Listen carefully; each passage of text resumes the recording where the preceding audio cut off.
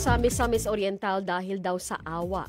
Kaya nagawa ng isang ama na tapusin ang buhay ng kanyang dalawang na mga anak. Nangyari ito sa Barangay 17, Hingoog, Misamis Oriental. Sa report, pinukpok ng martilyo sa ulo ang dalawang biktima. Paliwanag ng ama, nahihirapan at naaawa na daw siyang tingnan ang sitwasyon ng kanyang mga anak, kaya nagdesisyon siyang tapusin na lang ang buhay.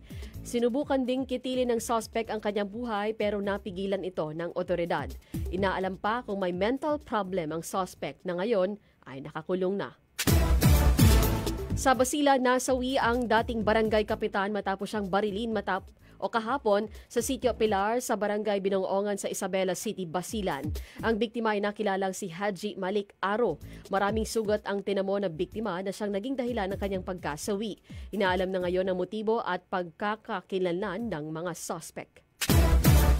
Sa Davao City, biglang nagkagulo sa Barangay 76A sa Davao City matapos matagpuan ang vintage bomb. Nahukay lang daw ito ng isang bata sa bagong gawa na coastal road nang madiskubre niya ang pampasabog.